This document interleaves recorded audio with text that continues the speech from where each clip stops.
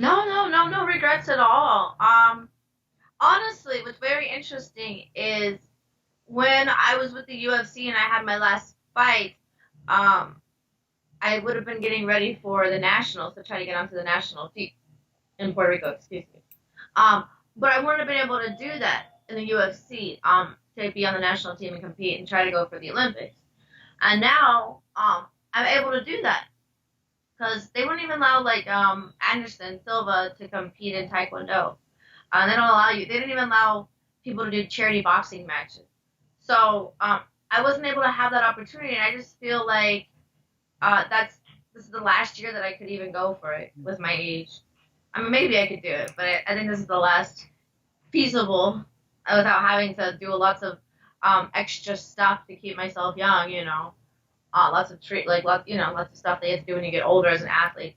So I felt like that's the window of opportunity was closing in on me, and now I can do this. I could fight for Invicta.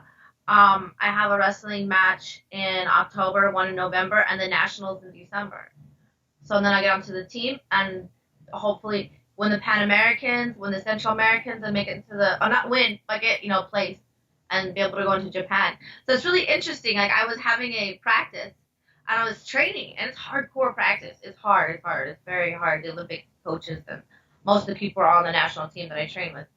And I was thinking, I can train for a fight easy. This is the hardest part of an MMA training camp would be that wrestling, that hardcore grinding wrestling. And so I was thinking, I could fight. I was telling my coach, I could do MMA after a really good couple nights of training. And all of a sudden I got the message, ding, are you available? And so it was really awesome. And then in my mind, I'm thinking Japan 2020, Japan. And boom, Japan came. And guess what it is? She's a wrestler. Like, what more? It's amazing that that's who I get to face. Somebody who is a high level wrestler.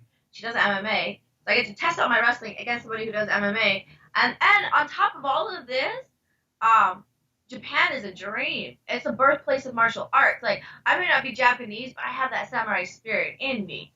I have that Bushido spirit in me. And I'm very happy to go to Japan and be able to compete there. I'm really excited about that part. It's a dream.